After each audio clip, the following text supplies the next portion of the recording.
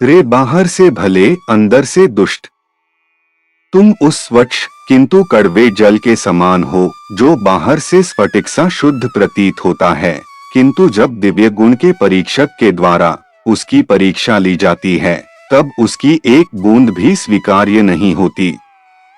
हाँ, सूर्य रश्मियाँ धूल और दर्पण पर समान रूप से पड़ती हैं, किंतु प्रतिबिंबन में वे एक दूसरे से इतने भिन्न हैं जितने कि पृथ्वी से तारे दूर हैं। बल्कि वह अंतर इतना अधिक है कि उसे मापा और आंका नहीं जा सकता।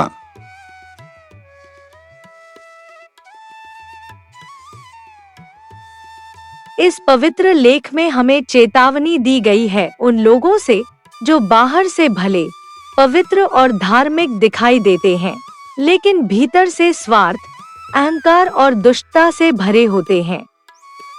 बहाउल्लाह की शिक्षाओं में यह स्पष्ट कहा गया है कि ईश्वर केवल बाहरी कर्मों या दिखावे को नहीं देखता, बल्कि हृदय की सच्चाई को परखता है।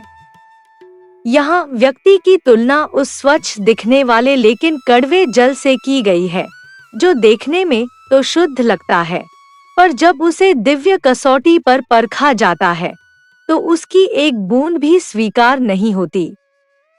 इसका अर्थ यह है कि यदि हमारे कर्मों के पीछे नियत शुद्ध नहीं है, तो वे ईश्वर के निकट मूल्यहीन हो जाते हैं। साथ ही सूर्य रश्मियों का उदाहरण देकर बताया गया है कि ईश्वरीय कृपा सभी पर समान रूप से पड़ती है, चाहे वह धूल हो या दर्पण। परंतु फर्क यह है कि दर्पण उसे प्रतिबिंबित करता है, जबकि धूल नहीं।